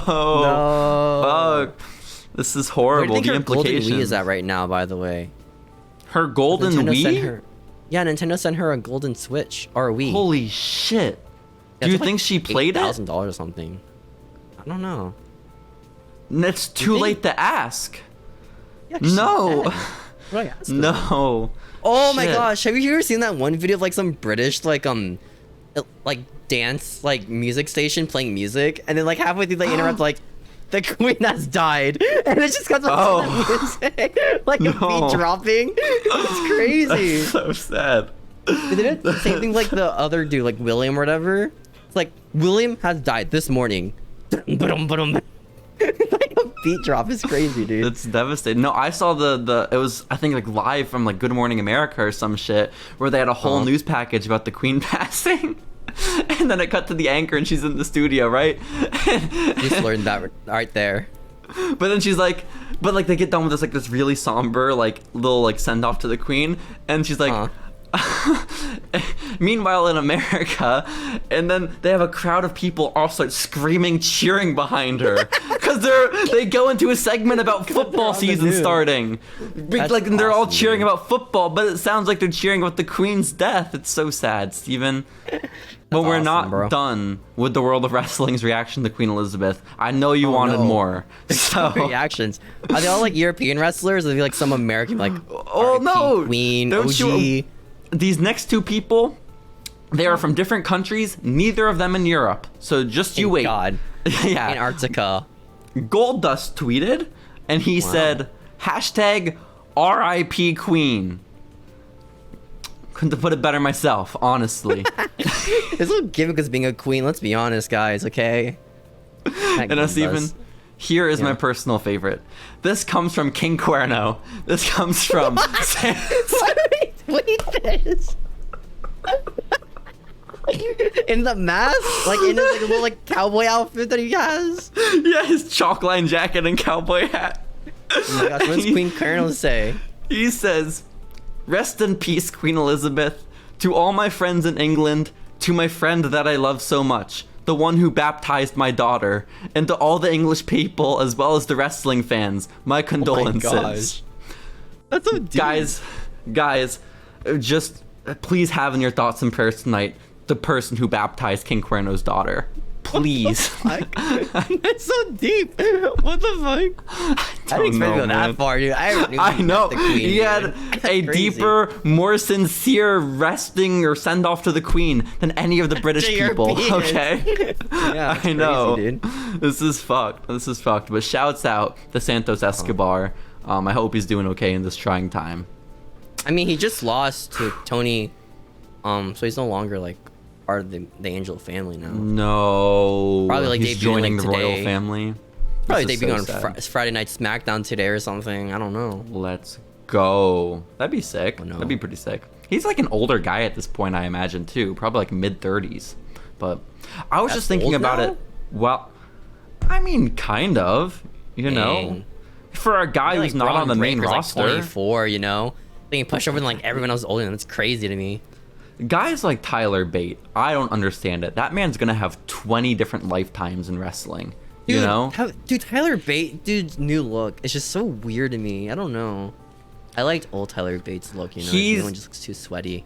I kind of appreciate it because he did what Jack Gallagher couldn't, you know? Yeah? And so, yeah, I've seen where it could go, and Tyler Bate didn't fuck up that bad, so I'm kind of okay with it. He was so handsome back then. He's still pretty handsome, you know? Well, he's still pretty handsome. Back then. I guess. I'm sorry, man. His thighs, I am sorry. But do you want to talk about other stuff aside from the Queen? I understand if you don't. Was that all the tweets? Was that all the tweets they put? That was all the ones that Wrestling Inc. included, sadly. Okay. I don't know Shouts what out. I have, dude. Well, I have news about Bobby Fish. Oh, I'd seen that. Yeah, Bobby Fish was a dick in an interview, and he was like, "CM Punk's lame. I'm gonna fight him in a kickboxing fight. I'm gonna fight him for fucking real, dude. The guy who's like 0-2. I wanna beat him up." And he was like, "Punk should be grateful that I even laid down for him back in October." And oh my then, gosh, what? Yeah, apparently your name is Bobby Fish, dude. Steven, listen. I fixed it. I fixed it on my notes today, but before I printed out my notes, I was going through and making sure they were all typed correctly. Yeah. And I wrote Booby Fish. Dude, oh my gosh, that could have been like a really sick Acclaim promo, dude. Yo, Booby Fish? Listen, yo, What? Booby Fish. You're not allowed to do this segment anymore, Steven. You lost your privileges. What? You can't do acclaimed raps. That's not Swish. Your name is Booby Fish. Oh my god. I hate this. I do too, but Bobby Fish was like, yeah, Punk should be grateful that I laid down for him, that a real mixed martial artist like me would ever lay down for him, who can't even fight. Where's like this 80s wrestling like gimmick thing, dude? What people so do. fucking stupid. Like, But it's then fake, dude.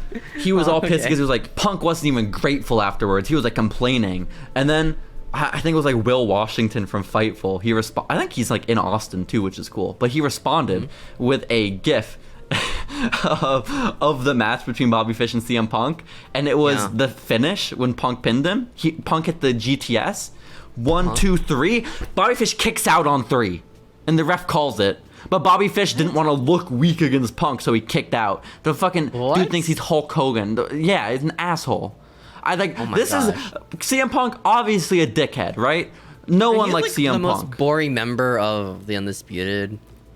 Yeah, not CM Punk, but Booby Fish. And that has Kyle O'Reilly and Roderick Strong, you know? Yeah, that's impressive. It is an impressive feat. Yeah. But fuck, dude, Bobby Fish seems like such a pompous dick, you know? CM Punk. Light. Yeah. What? Something like knock off CM Punk's in wrestling, like Austin Aries and stuff like that. They're just dicks, but they can't like make it up. They can't back it up. Yeah. Well, Steven, You know who else left AEW this week? You get in there and kickbox with him. Rumored to leave this week. Who? Malachi Black was rumored to be leaving this. No, he's not rumored. He was granted his release. Did he already do it? Oh, did he? He was granted a conditional release. This show that I did all my research on like Tuesday. Oh, cool. But, great. Thank you. But guys, Why could he leave, man? You know, what happened, man? What happened? Well, he said his mental health wasn't good, so he's leaving. That the reason why? I mean, yeah, that's the reason. Like, fair. The conditional release probably means he can't go to WWE for like an extended period of time. Though, for me? That he gets to spend more time with Zelina Vega, because I would also ask for my conditional release if I could spend all my time with Zelina Vega. Okay? No. Weeks back in the podcast, we said that they should make Buddy Matthews the next Kenny Omega by making him just Kenny Omega. Like fake Kenny Omega. I think now is the perfect opportunity for them to play. Holy shit. This is my battle cry! Right? This is my battle cry! Buddy Matthews. Yo, he looks like Kenny Omega. Dressed up his Young Bucks, they can be Brody King and Julia Hart. You know, that could be sick. It's awesome, dude. I know. Yeah, this table's dead, by the way. Oh. Who's dead? The stable. Oh, House of Black or whatever. I think they just put Brody in charge. I think because on Dynamite this week they were still all together. I think Brody's like the leader now, which is cool. I love Brody. So I have a drawing of Brody on my wall right there from like 2018. That's fair. I know. He did have like a world title match, you know, like the only one in the group against Moxley, right? Yeah. Yeah, I guess it makes sense. They need a new member though.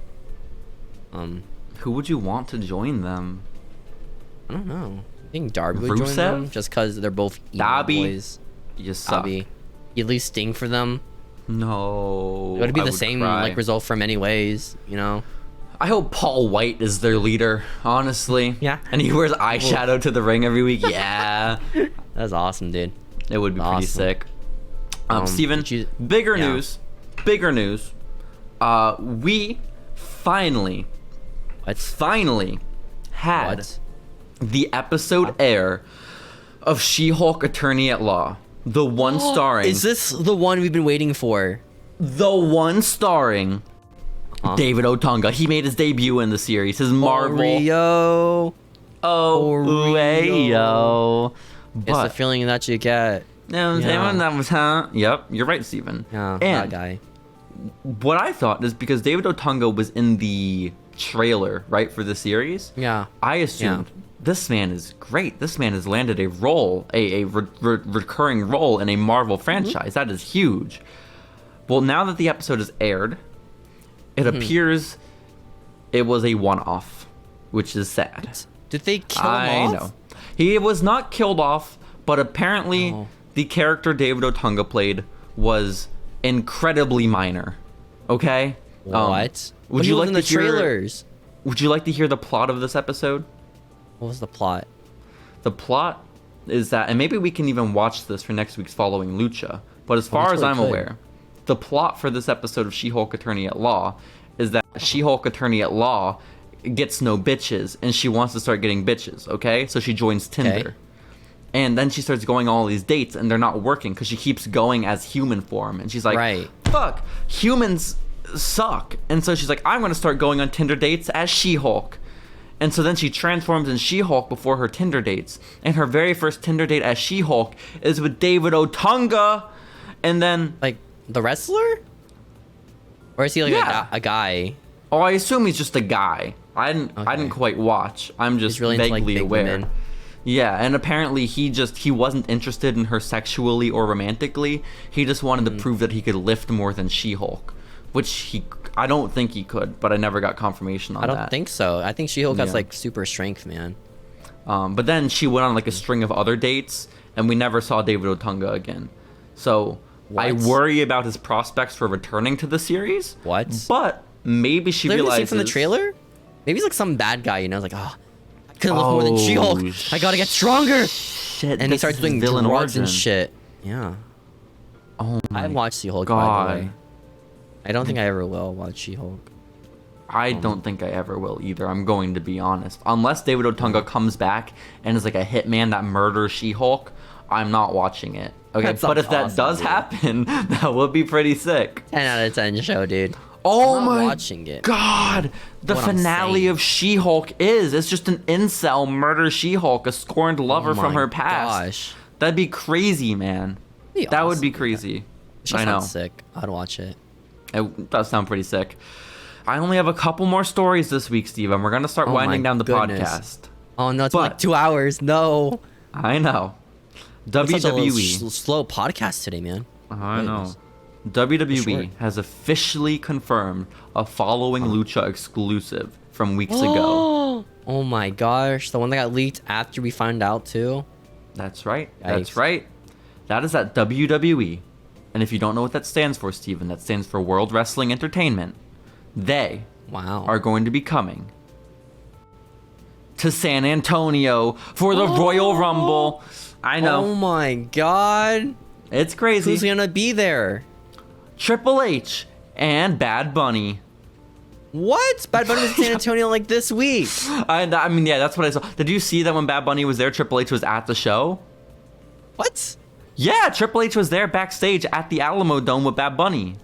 There's a good chance I could have like met Triple H on the street randomly. Did you? Did you see Paul? I don't think so. I do work near downtown, so. Missed opportunity. So that's fair. Yeah. Missed opportunity, Steven. You know, that could have been our shot to do an interview. Would you have run up to him and been like, "Hi, Triple H, can you record an intro for our podcast?" Ooh, brother, sure. That's what something like that. Triple H would say. He would say ooh-ah. Yeah. Okay. No, that's cool. Oh, was he saying ooh-ha? He was excited about us talking about Apollo Crews again?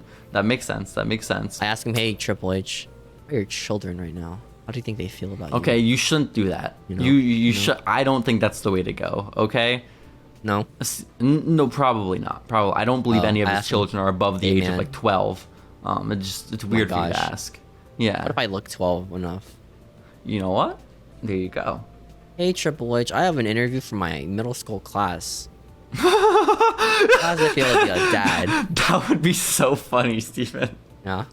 Oh my god. When we did the Following Lucha on the street stuff that we never released, if we ever do that again, you need to start those by being like, "Hey guys, I have an assignment for my 8th grade class. Are you able to help me out with it?" And just, "Hey, you help me out in my 8th grade class?" Like something like that, right? That'd be sick. I promise you don't need to raise your voice. They will believe you, Steven. They will believe you. Oh my goodness. And my last and final news story, Steven, is that Titus O'Neil was at a baseball game this week. Oh my gosh. I know. There it is. That's the news. It's crazy. What the fuck? Titus O'Neil was at a baseball game with Bailey. Are they fucking? That's crazy, dude. Guys, Following Lucha scoop exclusive right here to end off the podcast. We save it for our loyalist listeners, okay? You got to stick around for the whole 2 hours to get these scoops. Yeah. Titus O'Neil is cheating on his wife with Bailey. Confirmed. That's insane, dude. That's insane. Also at the baseball game, in seats immediately next to them, I'm sure it was a coincidence, was Sasha Banks and Naomi. So, I mean, kind of interesting, you know?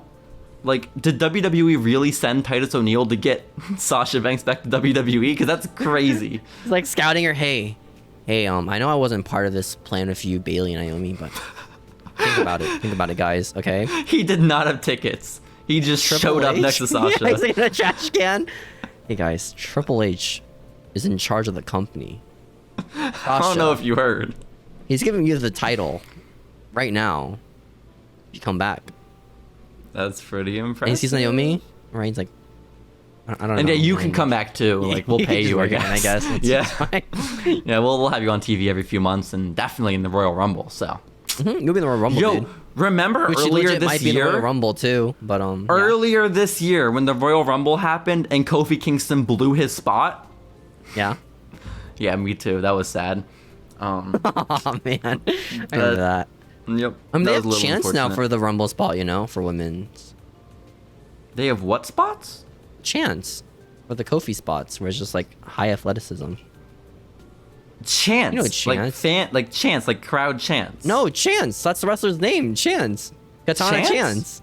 Katana Chance. Why the fuck did you say ex-girlfriend. Who? That's her last Casey name. Catanzaro? Yeah. Oh my god. That's her new name, Chance. No one calls her Chance. When you said Chance, I thought of that guy Grayson Waller. Okay, he looks more like a Chance. Katana? Call her Casey. Nah. Call her the girl from San Antonio that was on American Ninja Warrior. You know, there's just so many other options. She's tag team champ now. It's pretty cool. No, she's not. she's been. The tag team champs are Raquel and Aaliyah. No, the NXT ones. Oh, my bad. They need a tag team title. Did you know they have a name, Steven? Aaliyah and Raquel? What's their name? I'm pretty sure it's like Bad and Bougie or something. That's pretty awesome, dude. Or like Bold and Bougie. It's really shitty. They're bold? Something. Well, no. Aaliyah's Bougie, and then I don't know what the fuck Raquel is.